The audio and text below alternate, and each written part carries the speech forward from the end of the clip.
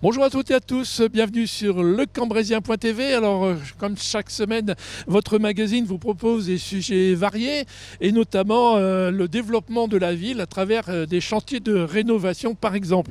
C'est le cas aujourd'hui avec la rénovation des anciens béguinages où nous nous trouvons juste derrière moi. Avant de parler de ce chantier, je vous propose d'aller à la rencontre de Florence Albaret, la directrice générale adjointe des affaires culturelles. On va parler d'abord de l'histoire des béguinages. Vous me suivez? Avec Florence Albaret, donc on va parler maintenant des béguinages, mais surtout son histoire. Alors, depuis quand ont été installés les béguinages ici à Cambrai et pourquoi? Alors les béguinages, c'est une forme d'institution très spécifique à l'Europe septentrionale. On en trouve dans le nord de la France, dans les anciens Pays-Bas, en Belgique également. Et c'était des institutions qui étaient fondées par des mécènes, des fondateurs, et qui étaient donc destinées à héberger des femmes veuves ou célibataires, souvent de conditions modestes, mais pas exclusivement. Et ces femmes, elles vivaient là toutes ensemble, mais chacune dans un logement. Et elles devaient suivre une règle, la règle du béguinage. Donc, il y avait un certain nombre d'obligations en termes de religion, bien sûr, en termes de sorties, de visites, etc. Mais elles ne prononçaient pas de vœux et ce n'étaient pas des religieuses. Elle devait travailler, elle avait quelque chose à faire de précis?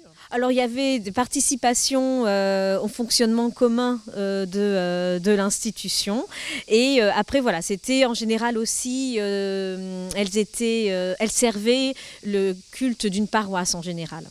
Alors après, si jamais trouvait quelqu'un, elle se mariait, qu'est-ce qui se passait? Alors elles avaient le droit, puisque donc elles ne prononçaient pas de vœux, leur vie n'était pas consacrée à la religion, donc elles pouvaient se marier, mais auquel cas bien sûr elles devaient quitter le béguinage, puisque la gente masculine n'était pas autorisée à fréquenter les lieux. Alors ça a débuté en quelle année? Alors, les béguinages, c'est une fondation, sont des fondations médiévales. Ils se sont essentiellement développés au XIIIe siècle. Alors, le béguinage dans lequel nous nous trouvons a été également fondé au Moyen-Âge, mais c'est au XVIe siècle que ce béguinage Saint-Va s'est installé ici, rue des Anglaises. Autrefois, il se situait un petit peu plus haut au niveau de la rue Saint-Géry. Et ça a duré jusque quand exactement? Alors, les béguinages ont perduré dans leur forme originelle jusqu'à la Révolution française.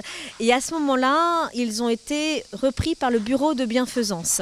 Et donc, ils ont eu une vocation beaucoup plus sociale. À partir de cette époque-là, c'était vraiment pour loger des personnes nécessiteuses. Et il y a eu des bons béguinages qui ont été fondés jusqu'au 19e, voire même au début du 20e siècle. Et ici, le béguinage Saint-Va a été occupé jusque dans les années 80. Oui, puis il n'y a pas si longtemps que ça, je crois qu'il y a eu un film qui a été tourné ici. Alors oui, c'était dans les années 2000, je ne me souviens plus l'année exacte, mais il y a eu un film Le Sang Noir qui se passait pendant la Première Guerre mondiale et qui a été tourné ici parce que le réalisateur a eu le coup de cœur pour ce lieu un petit peu atypique, un peu hors du temps. Et voilà, ça a été le cadre de ce film. Ah ben, il y a d'autres personnes qui ont eu un coup de cœur puisqu'il y a un chantier de rénovation qui a démarré, on le voit derrière nous. On va tout de suite aller voir ce qui s'y passe.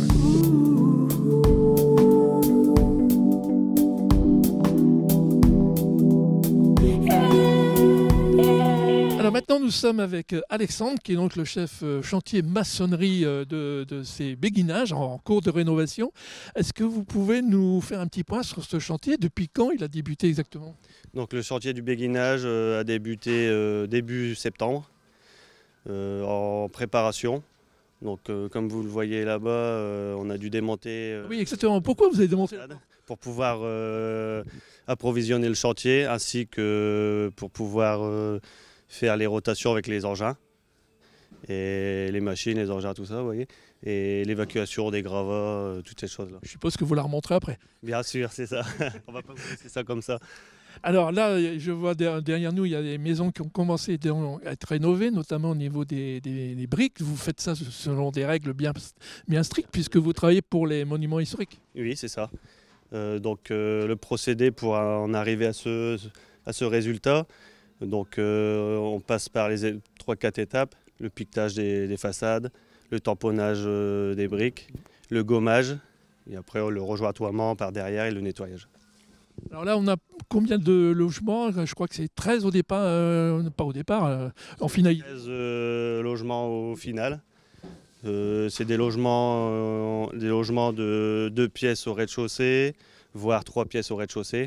Tout dépend de la configuration des bâtiments. Quand pensez-vous que ça sera terminé? Pour votre partie à vous? Notre partie à nous, on va dire dans une vingtaine de mois. C'est un long chantier. Alors, il y a une particularité aussi, c'est donc les conduits de cheminée qui ont été complètement démontés et remontés. C'est bien ça.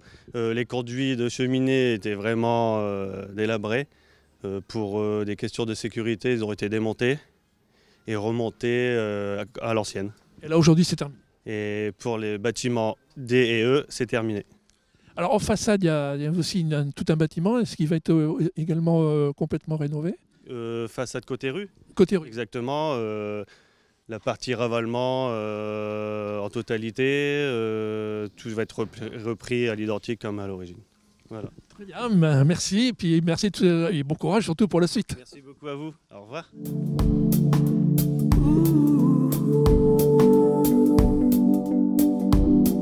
Alors on va parler maintenant d'un autre corps de métier avec Gérard qui est charpentier. Est-ce que vous pouvez nous expliquer en quoi consiste votre travail sur ce chantier?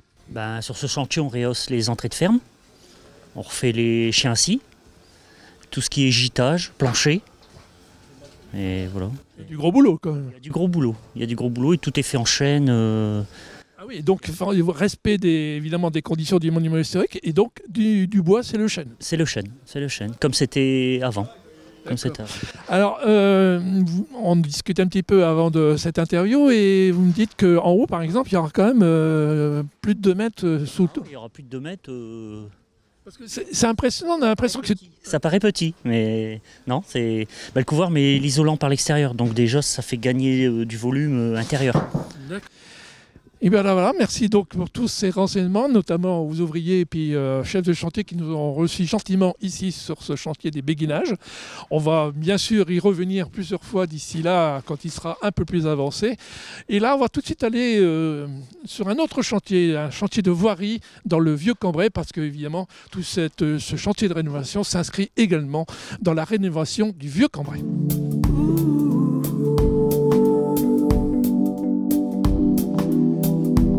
Alors pour conclure ce magazine, nous nous trouvons ici dans une petite rue de Vieux-Cambrai, la rue des Candillons qui est en cours de rénovation complète. Actuellement, les trottoirs sont en cours de finition. D'un côté, Rochereau-Taillé, de l'autre côté, c'est en cours. Et bien sûr, il restera l'enrobé final pour que cette rue soit à nouveau en circulation et donne un coup de jeune, si je puis dire, au Vieux-Cambrai. Ce magazine est maintenant terminé. Je vous propose bien sûr de nous retrouver la semaine prochaine, tous en forme. Bonne semaine à toutes et à tous. À l'agenda de la semaine, une immersion dans les coulisses de la fabrication du jambon chez Fleury Michon, qui ouvre ses portes depuis avril dernier pour inviter chacun à construire les solutions du manger mieux de demain. Au programme, les visiteurs, guidés par un salarié de l'entreprise, découvriront comment fonctionnent les usines, les techniques de fabrication employées.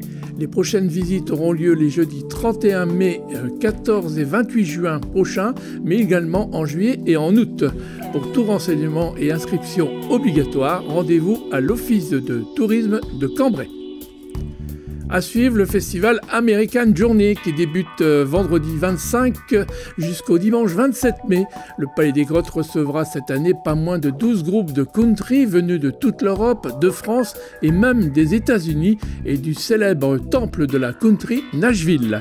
Autour des concerts de nombreux stands western, restauration et bars, expo US Car et Trucks, camp western et indien.